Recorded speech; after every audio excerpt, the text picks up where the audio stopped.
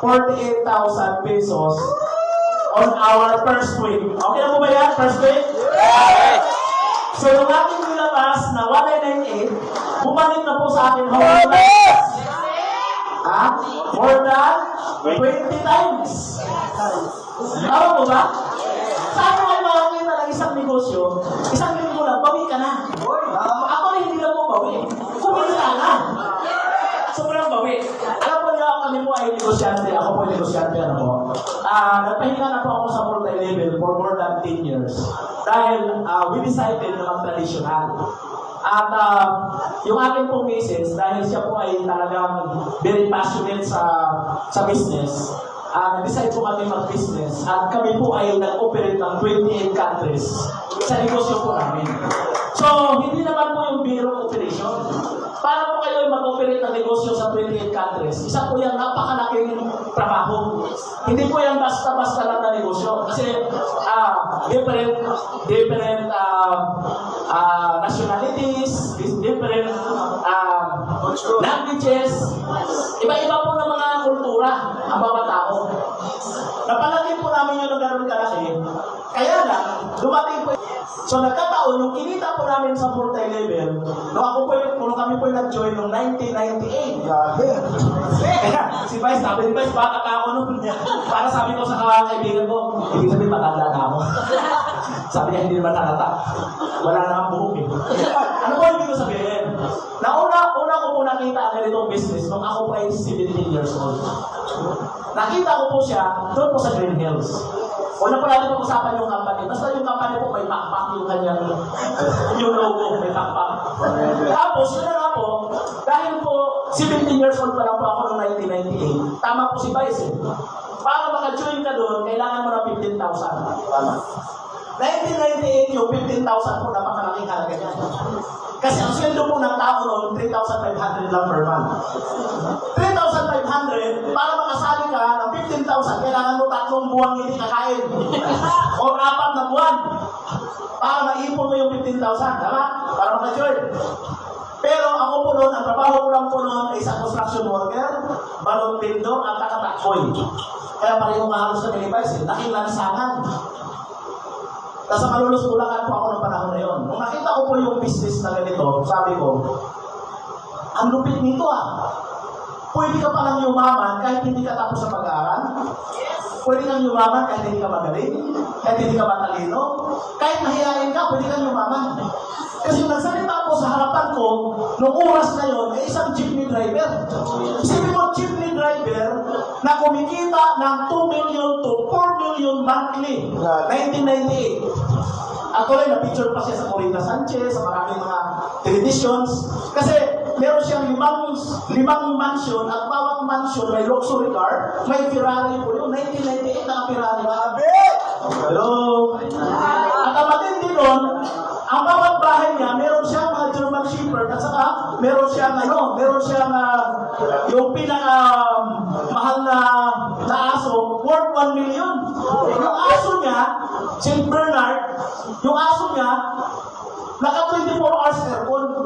Ang budget niya sa pagkain, nung isang aso lang, 5,000. 5,000, isang araw. Tapos sabi ko, nagpa-aso-aso naman ako. Apply. Kasi straight yung pagkain eh, straight. Sabi ko, apply.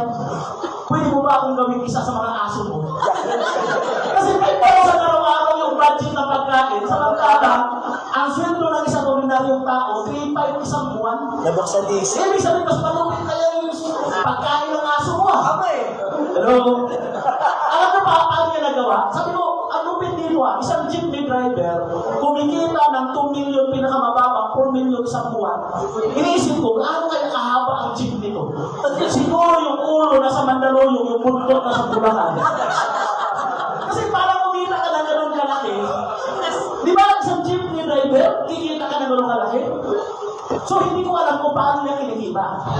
Pero nung ipinaliwanag yung marketing plan, nung nakita po ninyo, actually po, nung nakita ko po yan, same na marketing plan. Kaya lang, mas maganda lang po to. Sobrang ganda. Sobrang ganda po nito. Kasi nung araw, ang hirap po ng marketing plan. Pero nung nakita ko yung marketing marketing plan, ang sabi ko, ito na. Yes! Ano pa akong ibang inisip pa, sabi ko, ito na. Ito yung hinahanap ko. Yun. Ito yung negosyo gusto ko dahil pwedeng sumali ang isang katulad ko. Na hindi naman ako negosyante, hindi naman pa ako tapos, hindi naman pa ako magaling, hindi ako matalino. Actually, matalinaw ako. Matalinaw ako. Kasi dati po ako artista. Nag-join pa ako sa pagiging artista. Kaya ang pangalan ko, Billboard. So, nawala po yung mga, hindi na kumikita yung ano eh, hindi na kumikita yung action eh. Kaya nagpalit na ako, naging Mr. Play na. Kasi ang pera ngayon, wala na doon sa showbiz. Ang pera ngayon, nasa politics, sa ano na, sa politics. Pumasok na ako, ang pangalan ngayon, basta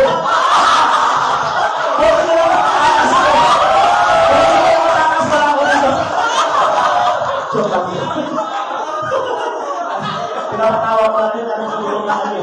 Yung mga guys, no? So, way back, 1998, tinuloy-tuloy ko yung business. Alam ko niyo, I joined 17 years old. I started 17 years old.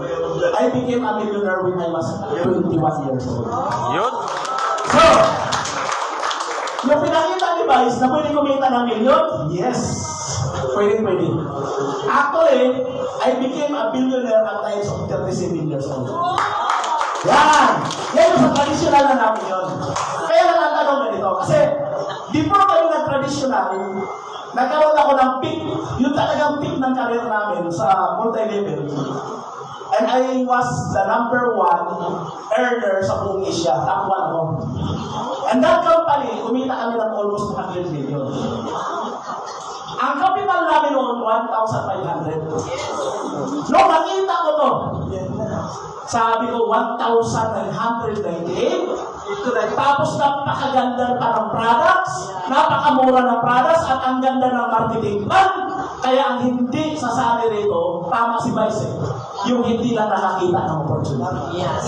Pero pag nakita mo itong opportunity na to, maniwala ka sa akin guys, hindi mo ito pwedeng palagpasin. Bakit? Alam niyo bakit? Hindi lang ikaw mababagong buhay nito, pati lahat ng angkan mo at lahat ng kakilala mo, magiging channel of blessing na sa maraming tao. Kaya nag-join po kami, nag-decide po kami nag-join, sabi ko, dito po yung grupo namin, no, Basic Time, nasa taas. Tapos, tuloy, marami kasi ngayon, content po yung ibang single namin ngayon, dahil may mga grupo po kami, may mga event sa labas.